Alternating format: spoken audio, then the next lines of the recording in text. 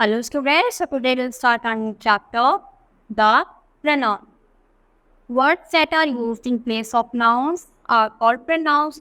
तो जिसको हम किसकी जगह पे यूज कर सकते हैं, नाउन्स की जगह पे यूज कर सकते हैं, उन्हीं को हम प्रोनाउन बोलते हैं. जैसे Ishaan is popular because Ishaan is kind and helpful. तो देखो यहाँ पे क्या रहा है, ईशान बार बार रिपीट हो रहा है, जो क्या लग रहा है बहुत ही ज्यादा ऑकवर्ड. और ईशान क्या हो रहा है, रिपीट भी हो रहा है. तो thus a better way to say it is, इसका एक बेटर वे पढ़ते हैं, Ishaan is popular because he is kind and helpful, क्योंकि वो बहुत ही ज़्यादा काइंड और हेल्पफुल है. तो देखो यही चीज़ हमने ऐसे करके लिख दी तो कितनी अच्छी लग रही है. तो the word he has replace the noun Ishaan, therefore it is a pronoun.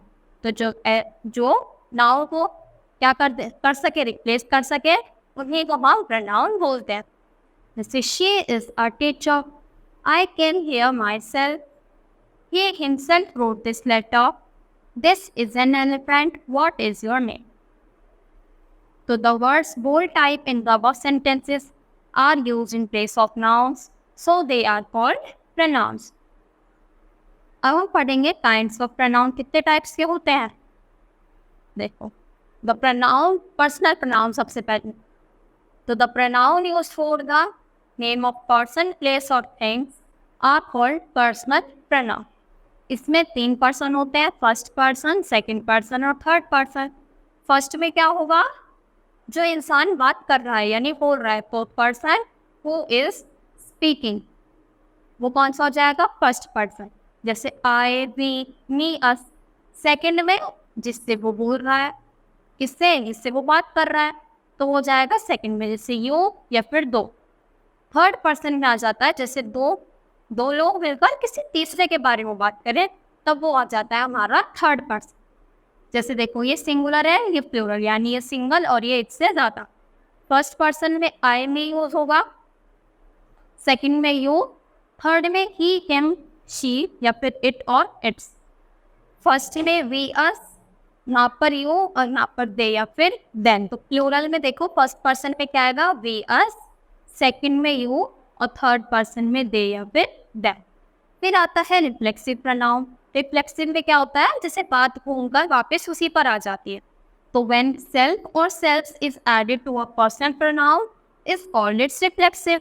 तो देखो इसकी पहचान क्या होती है, या तो सेल्फ आता है या फिर SELFES.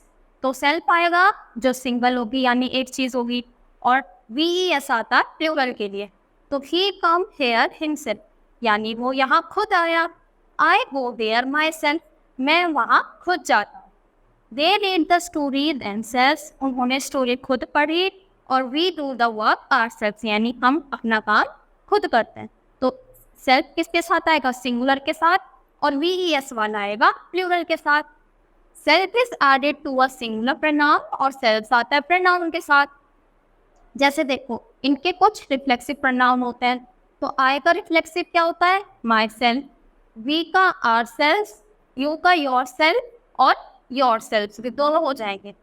He, himself, she, herself, they, themselves, it का इटसेल्फ. तो emphatic pronoun, when a self pronoun is used just after the subject to show emphasis, यानी क्या डाले, उस पर जोर डाले बात पर, तो क्या बन जाता है, एम्फेटिक या फिर emphasizing pronoun. The example of reflexive pronoun can be changed into emphatic pronouns in the following ways. देखो जैसे demonstrative pronoun है, तो demonstrative में क्या होते हैं, this, that, these, those. तो a pronoun that points out the subject to which it refers is called a demonstrative pronoun. तो he come here himself, तो ये reflective हो गया, और he himself came here, तो emphatic. यानी क्या होती है, इनकी बस पोजीशन चेंज हो जाती है, बाकी इनका काम दोनों का सेम ही होता है. तो I did it my self और आई माई सेल्फ डिड इट, तो क्या दिखने को मिल रहा है, बस जो ये है इनकी जगह चेंज हो रही है. अगर ये बाद में आते हैं तो रिफ्लेक्सिव प्रोनाउन, और अगर ये पहले यूज हो जाते हैं तो emphatic pronoun. They read the message themselves और they themselves read the message.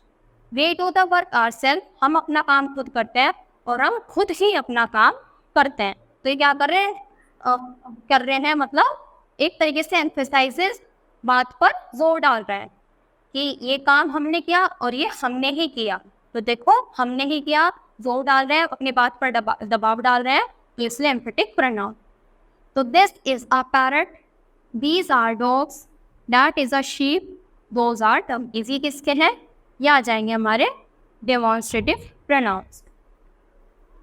फिर आते हैं इंटेरोगेटिव, यानी जब हम किसी से क्वेश्चन पूछे, इंटेरोगेट करें।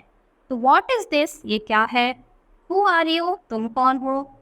When do you want to meet, किससे मिलना चाहते हो? और विच इज योर स्कूल, तुम्हारा स्कूल कौन सा?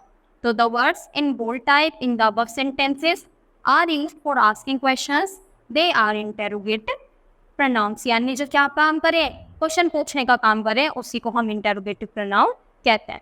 तो इसके साथ बच्चे हमारा चैप्टर यहीं पर फिनिश होता है। आज के लिए इतना ही। Thank you.